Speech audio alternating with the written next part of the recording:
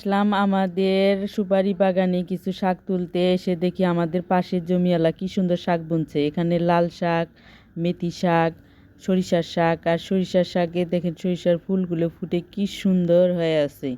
দেখতে কিন্তু মাশাল্লাহ অনেক সুন্দর লাগছে। এই দেখেন অনেক সুন্দর একটা ক্ষেত।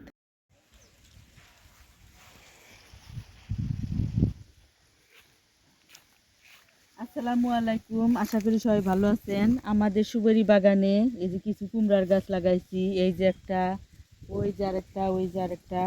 এখান থেকে কিছু কুমড়ার পাতা আমি নিয়ে মাছ দিয়ে রান্না করব। আর আপনারা আমার পুরো ভিডিওটা দেখতে থাকেন।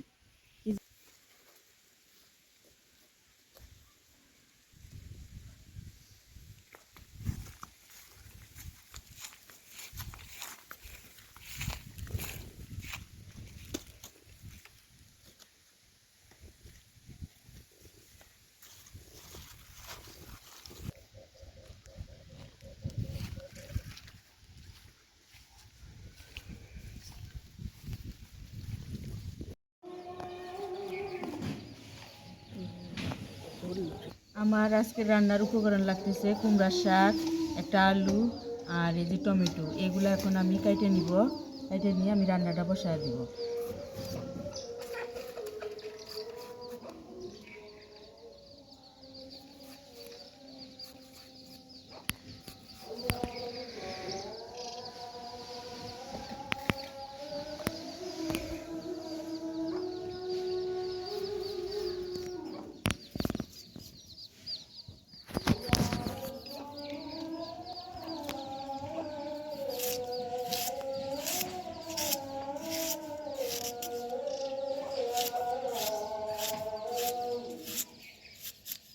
এগুলো লম্বা লম্বা করে আমি কেটে নিলাম।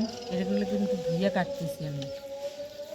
এখন আমি এই কুমড়ার পাতাগুলো কেটে নিব। কুমড়ার পাতাগুলো কিন্তু একবারে ছোটো ছোটো করে কাটতে হবে, একবারে ছোটো ছোটো করে কেটে নিব।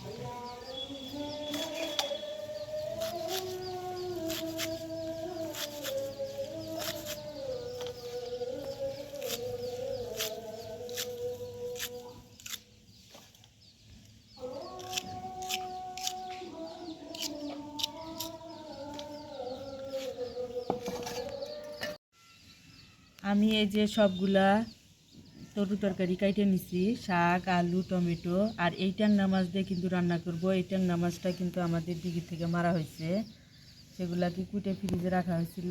এখন ফ্রিজ থেকে বার করে এগুলা দিয়ে আমি আজকে রান্না করব। আর আপনারা আমার পুরো ভিডিওটা দেখতে থাকেন। আমি চুলাতে নোয়ারা বসিয়ে দিয়ে এখন তেলটা দিয়ে দিলাম, আর এই তেলের মধ্যে দিয়ে দিলাম পেঁয়াজ। পেঁয়াজটাকে আমি কিছুক্ষণ ভাজা ভাজা করে নিয়ে দিয়ে দিব সমস্ত মশলা। আর এর মধ্যে আমি এখন দিয়ে দিব এই যে আদা বাটা, রসুন বাটা, পেঁয়াজ বাটা সব একসাথে বাটা আছে এর মধ্যে, ওইটা দিয়ে দিলাম। আবার দিয়ে দিলাম হলুদের গুঁড়া, মরিচের গুঁড়া, লবণ। লবণ দিয়ে এটাকে এখন আমি ভালো করে একটু ভাজা ভাজা করে নিব। ভাজা ভাজা করে নিয়ে তার মধ্যে আমি একটু দিয়ে দিব সামান্য পরিমাণ পানি। পানিটা আমি এই যে দিয়ে দিলাম এখন। আর দিয়ে এটাকে আবারও কিছুক্ষণ ভালো করে আমার একটু কষায় নিব। কষায় নেওয়ার পরে দেখেন উপর দিয়ে সুন্দর করে তেল ছেড়ে দিয়েছে। এই দেখেন অনেক সুন্দর একটা কালার আসছে। আর এর মধ্যে এখন দিয়ে দিব আমি সেই মাছ। অনেকেই এই মাছ কিন্তু ভাইজা দেয়, আমরা ওইভাবে রান্না করি না, আমরা এই কাঁচা মাছ দিয়ে এইভাবে কষায়া রান্না করি। আর এটা খেতে কিন্তু অনেক ভালো লাগে এভাবে খেলে। আর এটা কিছুক্ষণ নাড়াচাড়া করে আমি যে ঢাকনা দিয়ে ঢেকে দিলাম। এই যে ট্যাংরা মাছটাকে আমি এখন কষায় নিলাম। আর এর কষায় নেওয়ার পরে এখন এর মধ্যে দিয়ে দিব সমস্ত উপকরণ। এই যে কষানো হয়ে গেছে, দেখেন কত সুন্দর আসছে, কালার আসছে ট্যাংরা মাছের মধ্যে। দিয়ে দিলাম এখন টমেটো। টমেটো কিন্তু একটু মাছটাকে কষায় তারপরে দিতে হবে। তারপরে দিয়ে দিলাম আলু। আলুটাকে দিয়ে এখন আমি আবার ভালো করে কষায় নিব। আলুটাকে দেওয়ার পরে একটু ভালো করে কষায় না নিলে আলুর মধ্যে একটা গন্ধ থাকে, সেটা কিন্তু যাবে না। এটা একটু কষাইতে হইতে থাকুক। এই যে আবার তুললাম ঢাকনাটা, এখন দিয়ে দিব আমি এর মধ্যে দিয়ে দিব পানি।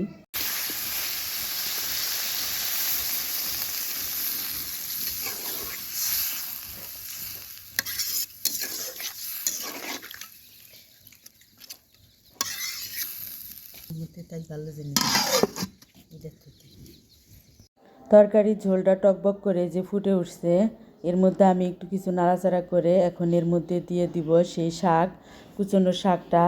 শাকটা কিন্তু ঝোলটা ফুটার পরেই দিতে হবে, তাহলে কিন্তু শাকটা অতটা গলে যাবে না। আগে যেহেতু আমি টমেটো দিয়া সিদ্ধ করে নিছি, সেই জন্য শাকটাকে পরে দিতে হবে।